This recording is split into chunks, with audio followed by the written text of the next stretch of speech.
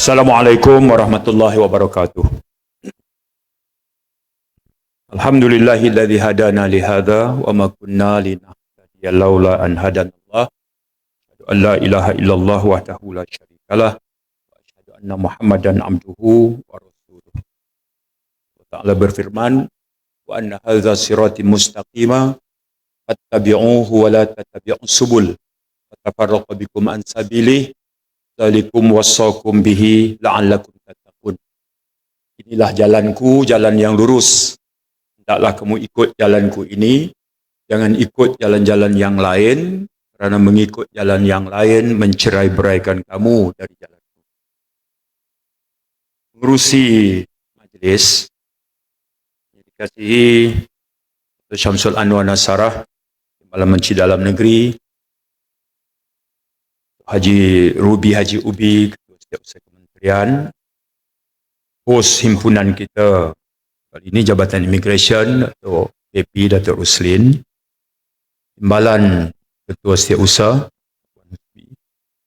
Ketua Jabatan dan Agensi Setiausaha Bahagian, rakan media, hadirin hadirat yang terhormat.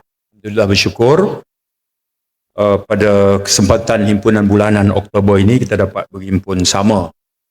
Saya miss yang bulan lepas dan sahabat saya Datuk Seri Dr. Samsul gantikan, dan tadi kita selesai mendengar ucapan aluan Datuk KSU.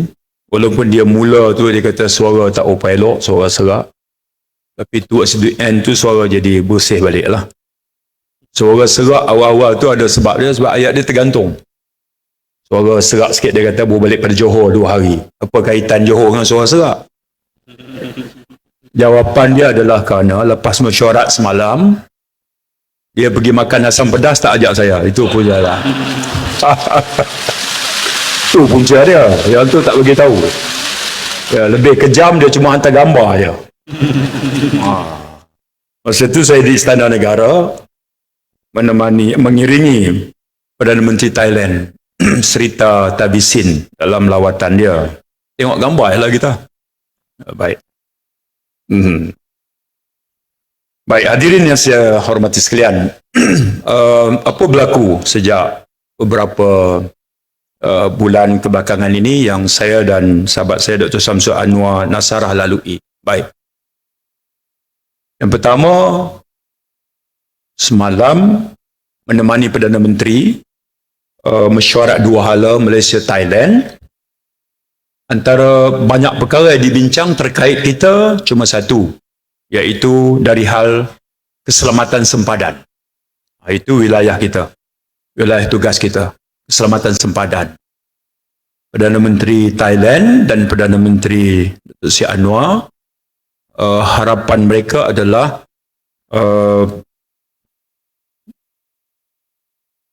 konflik sempadan itu, potensi konflik sempadan itu dapat dibendung, dapat diurus, dan kita mampu menukar zon konflik menjadi zon peluang dan zon perdagangan. Itu intipati dia. Baik. Sebelum itu, dalam mesyuarat Majlis Keselamatan Negara yang saya dan Datuk KSU dan Datuk Halim hadiri, kawalan ke atas CCTV sempadan di Padang Besar. Majlis Keselamatan Negara sekarang serahkan pada kita. Daripada Majlis Keselamatan, bagi pada kita. Itu untuk kawasan sepanjang 6 km, ada 37 CCTV. Jadi kawalan sempadan yang dianggap kritikal di kawasan itu, pagar selapis, itu akan di bawah tanggungjawab kita mulai sekarang. Mana bilik kawalan dan sebagainya. Kenapa kita minta? Sebab dalam lawatan saya di pos PGA Padang Besar beberapa bulan dulu, lebih baik kawalan itu di bawah kita kerana akses kita kepada footage CCTV itu nanti memberikan maklumat penting untuk kita mengawal ancaman daripada aktiviti yang berlaku di sempadan. Jadi disetujui. Itu di utara. Di selatan, kemarin, saya ikut hadir mempengusikan mesyuarat bersama dengan TPM Fadilah. Itu tentang kesesakan Tambak Johor. Baik, sekarang Tambak Johor itu mencatatkan travelers, pengembaranya itu sekitar angka 140 juta setahun daripada cerapan data yang dibentang secara rasmi semalam. Dengan unjuran peningkatan 15% tahun, itu akan mencecah sehingga 150-an juta pada tahun 2025. 156 juta. Bermaksud, ini kaitan dengan kita. ICQS ni wajah kita di depan. Polisnya di situ, immigrationnya di situ. Jadi, nak bagi tahu bahawa spektrum beban yang menunggu cukup besar dan mencabar. Kerana di situ, bila berlaku kesesakan, ianya soal emosi, soal ekonomi, ya, segala macam gangguan. Jadi harapan besar kepada KDN, khususnya agensi yang berkaitan, untuk membantu meredakan. Semalam kita mempunyai mesyuarat, melihat apa inisiatif yang boleh kita usahakan. Sebahagian dah selesai, sebahagian kita terpaksa gugurkan, sebahagian kita terpaksa kaji dan tambah. Antaranya, kita terpaksa tambah autogate yang dulunya kita saja, tapi kita juga buka kepada warga negara lain yang dianggap kurang berisiko untuk gunakan. Itu pun tak cukup. Semalam kita luncurkan pula laluan kontra. Selalunya laluan masuk. Laluan masuk itu pun boleh digunakan untuk laluan keluar umpamanya. Atau dulu laluan keluar, kita boleh gunakan sebagai laluan masuk. Okay. Belum cukup lagi, kita buat keputusan untuk tambah lagi di Kompleks Sultan Abu Bakar. Itu pun belum cukup, kita satukan pula kaunter. Kalau dulu, pasport. Kemudian, pandu kereta 5-10 meter ke depan. Touch and go dan bayaran JPJ lambat. Kita satukan, kita jimat 3 saat. Ya. Banyak lagi inisiatif lain. Itu kerana komitmen kita, pertama dari segi tanggungjawab hakiki, yang kedua memang itu pun yang menjadi harapan rakyat untuk tak mau tengok kesesakan itu berterusan. Dan dalam keupayaan tugasan kita sebelum RTS Bukit Cagar bermula sekitar tahun 2025-26 nanti, yang itu boleh membantu melegakan. Sementara itu, kita kena uruskan dengan logistik yang sedia ada, area yang sedia ada, kompleks bangunan yang sedia ada. Memang tugas itu sangat berat. Utara, CCTV dan keselamatan sempadan. Selatan, masalah kesesakan. Laut, baru ni APMM baru balik latihan di Istanbul. Kita tahu ada satu perolehan mothership yang APMM sedang usahakan. Jadi mereka tinjau syarikat perkapalan. Saya menyusul kemudian. Sebelum itu, kita berada di Washington kerana tawaran kepada kita, kepada APMM untuk memiliki kapal. Itu dalam konteks apa? Menambah aset.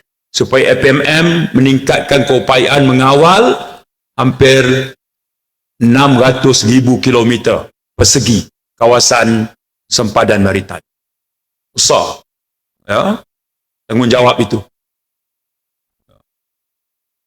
2 hari lepas, saya bentangkan pula ministerial statement di Parlimen tentang reformasi penjara. Penjara ni, jumlahnya lebih kurang 41. 39. Campur dengan Handy-Gurney sebagainya. Dia punya undergraduates ada 75,000 orang. Kita panggil penghuni. Masuk penjara tiap-tiap bulan 10,000. Keluar penjara tiap-tiap bulan purata 15,000. Polis jalankan penguatkuasaan, buka kertas siasatan, sabit hukuman, masuk penjara. Sebulan purata 10,000. Selesai jalani hukuman penjara, keluar 15,000. Jadi masuk tu 10,000, keluar 15,000. Baik. Tapi kita masih lagi ada penjara yang sesak. Paling sesak adalah Pengkalan Cepa. Paling sesak. Penjara Pengkalan Cepa paling sesak. Ada yang over capacity, ada yang under capacity. Kita faham. Dalam ministry statement yang kita bentangkan adalah komitmen penjara untuk melakukan usaha reformasi yang berterusan. Kurangkan kesesakan. Semak semula sistem perundangan. Tumpukan kepada pemulihan, bukan semata-mata hukuman. Tengok pula hukuman alternatif. Kalau boleh, mereka ni pula dibantu untuk selesai menjalani tempoh tahanan, pemenjaraan, dia boleh kembali kepada masyarakat. Pelbagai inisiatif dibuat. Kita syarahkan baru ni dalam tema reformasi penjara. Dalam pada itu, kita tahu AADK sedang memuktamadkan, hampir selesai, soal pindaan terhadap Akta Penagih Dadah. Supaya jalur itu, kalau setakat dadah ditemui dalam badan, bukannya penagih tegar, itu kita salurkan terus kepada Pusat Pemulihan AADK. Berbanding polis buka IP kemudian berakhir di penjara. Dengan cara itu, penjara akan menjadi kurang sesak. Tapi di depo immigration pula ada 1,400 kanak-kanak.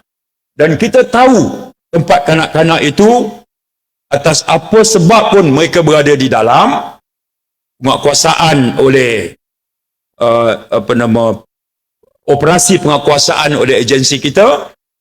Kadang-kadang keluarga mereka itu sanggup lari sebab masuk tak ada dokumen.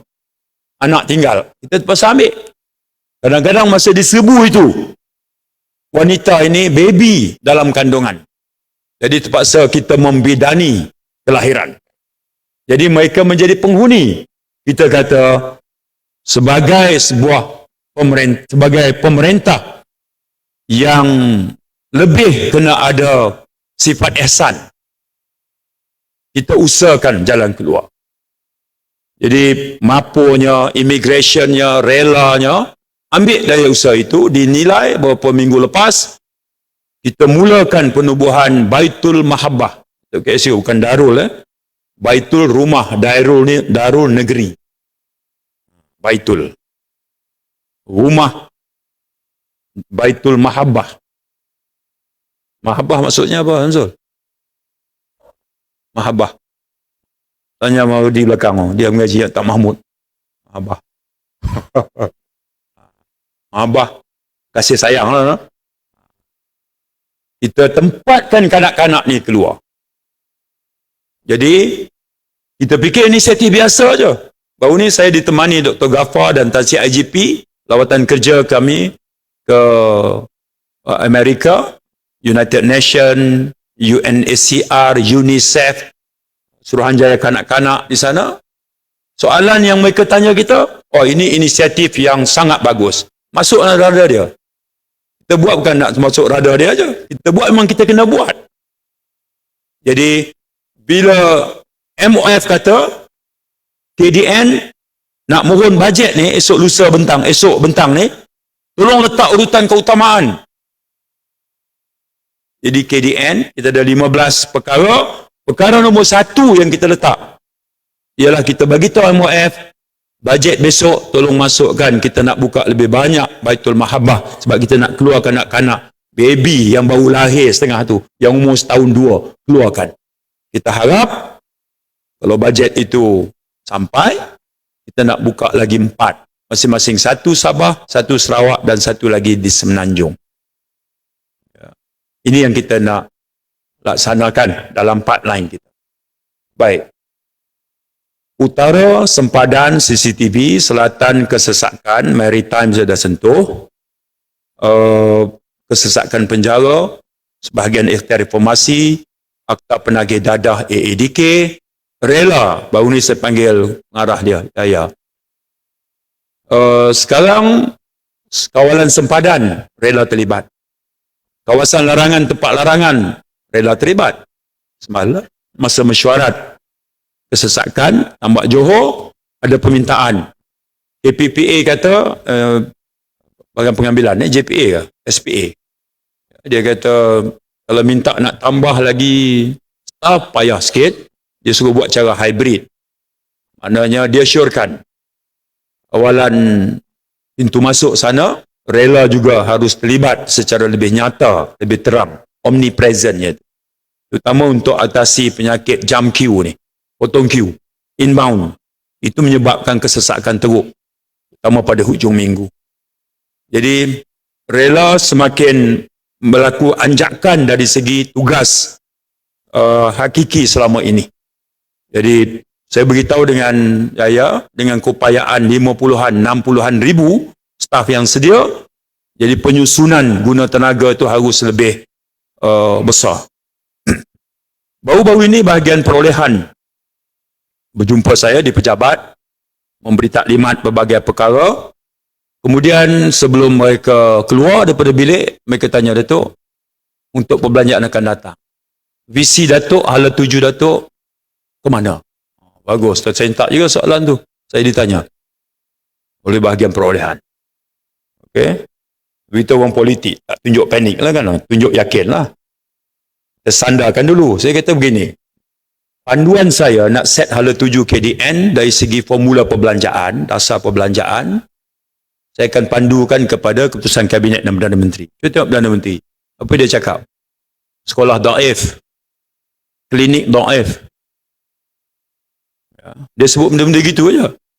Jadi kalau kita nak ambil pendekatan yang sama, saya kata quarters anggota keselamatan, quarters polis, balai polis, pos, ya, pos polis, pos-pos PJA. Ya, kemudian kita kembangkan apa saja yang bersifat keluarga besar KDN dan agensinya merasakan bahawa aspek kebajikan mereka itu diberi keutamaan, itu sudah cukup bagus. Desainnya ke situ. Kita channel, corakkan arah perbelanjaan kita ke situ. Saya sebut. Baik. Saya rasa lega. Bila diperhati begitu, terutama oleh bahagian yang penting, pembangunan lagi, bila ditanya begitu, dan saya berpeluang berinteraksi langsung, saya rasa lega. Sebab mereka tanya. Dan kita berpeluang sampaikan. Jadi hadirin yang saya hormati sekalian. Kerana itulah apabila kita sebut tentang spektrum tugasan, beban dan masalah dan tanggungjawab dan harapan yang rakyat letak kepada kita, soalan seterusnya adalah apakah pendekatan kerja kita cara biasa ataupun mesti berubah. Kalau harapannya begitu, bebannya semakin besar, masalah semakin kompleks, cara kerja kita biasa, tapi mengharapkan hasil yang lebih baik, itu tidak akan berlaku. Mari kita tengok. Tak ramai orang kenal siapa dia Reed Hastings. Apa tak kenal? Siapa kenal Reed Hastings? Tak kenal lah. Siapa tahu Netflix? Netflix. Semua tahu. Netflix tu, Reed Hastings lah mulakan. Pasal apa dia mula? Satu hari. Dulu kita kalau nak tengok movie, kita pergi sewa. Tape tu, pergi sewa. Dia pun pergi sewa juga. Lepas tu dia lambat hantar, kena penalti. Itulah idea asal dia daripada enjoy movie berasaskan model sewa, rental per unit, dia ubah kepada langganan. Kemudian dia tap pula potensi perkembangan internet, kemajuan internet. Ini cerita 1997. By the time dia senaraikan pada tahun 2002, dia bermula dengan 2.5 juta pelanggan. The rest, orang putih kata is history. Ratusan juta pelanggan dia, termasuk kita. Tak tengok Netflix tak boleh duduk. Kadang hapsiri, terutama peminat cerita Korea. Sudah. Bermaksud, dia mengubah daripada cara biasa, tapi dia melihat peluang.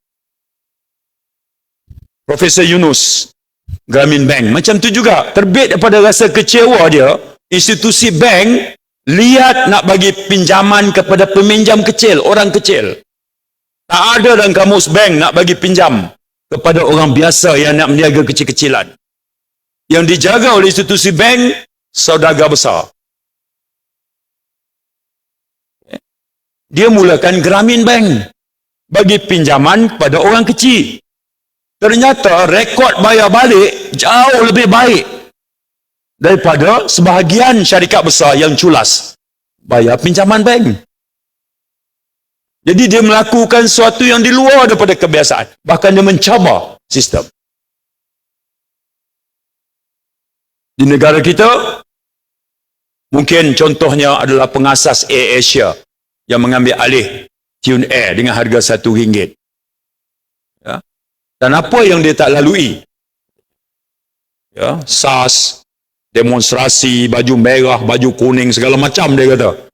Ya, tsunami, semua berlaku. Tapi peluang perniagaan masih ada. Dia pelopori penerbangan tambang murah. Jadi dia dah capture dah. 2-3 hari lepas dapat lagi award syarikat penerbangan tambang murah terbaik dunia. Kali keberapa dah? Maknanya dulu penerbangan maknanya mod pengangkutan orang kaya. Yang bukan lagi. Baik. Tentu banyak lagi kisah boleh kita syarahkan. Tapi moral of the story ialah hanya bila kita bersedia keluar daripada kebiasaan. Begitulah kita. Penamat ucapan saya dalam maksud ini, konteks ini ialah terutama 2 bulan terakhir nak melangkah ke tahun baru. Saya setelah masuk 11 bulan di sini. Bulan 5, bulan 12 dilantik. Sekarang dah nak masuk minggu kedua bulan 10. Baik. Dalam masa 2 bulan lagi. Nak melangkah, kemudian kita langkah tahun baru. Memahami setiap agensi, tugas hakiki, peranan, cabaran, masalah, kekangan, hambatan, segala macam, kita tengok. Saya fikir melangkah tahun 2024 ini, saya nak simpul ke bawah KDN, mesti berdaya saing, mesti berdaya cipta, sematkan integriti, dan bibitkan kompetensi. Kita kena embrace artificial intelligence, iaitu kecerdasan buatan. Saya katakan bahawa if artificial is big in 2023, it will be huge in 2024. If artificial intelligence is big in 2023, it's going to be huge in 2024. Dia akan menjadi jawapan kepada banyak perkara.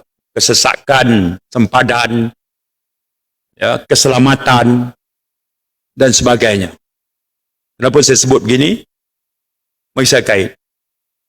Sekarang dunia digemparkan apa yang berlaku di Gaza. Peristiwa pagi 6 dan 7 Oktober itu. Apa yang tak ada dalam sistem kawalan sempadan Israel? Sebut. Tembok, radar, CCTV, satelit, segala macam. Saya tak mau kupas dari segi victim, siapa semua tak mau. Ni, sempadan dulu. Ya tak? Tebing Barat, tak boleh itu, Ramallah dan Tebing Barat. Kemudian Israel. Kemudian Gaza. Cuba kita tengok. Belakang tebing semenanjung Gaza tu apa? Laut. Depan Israel, pagar. Pagar terus. Tapi bolos dan tewas dengan apa? Drone.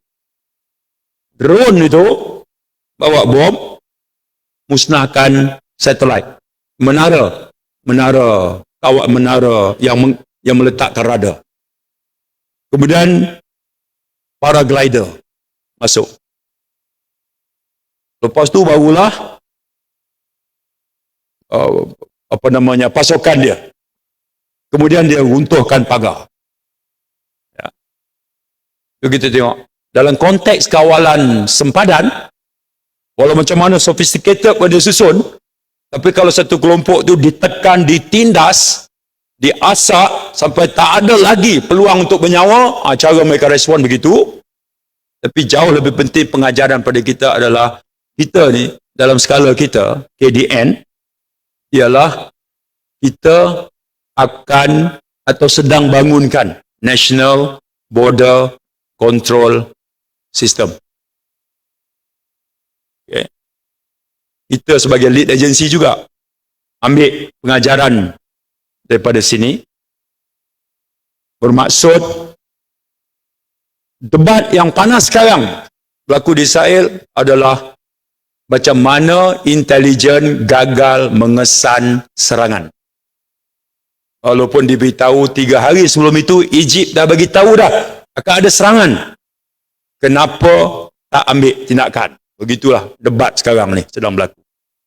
Saya tengok Al Jazeera, saya tengok CNBC, CNN, ni debat dia kat situ sekarang ni. Segala macam pakar mengulas. Kerana itulah saya nak landing, penamatnya adalah melangkah 2024. Saya sendiri akan drive bagaimana penggunaan artificial intelligence sebagai jawapan kepada banyak perkara yang menjadi sebahagian daripada tugas hakiki dalam agensi. Hadirin yang dihormati sekalian, demikian saya akhiri ucapan saya. Mudah-mudahan memberi manfaat sikit sebanyak kepada kita semua. Wabillahi taufiq wal hidayah. Assalamualaikum warahmatullahi wabarakatuh.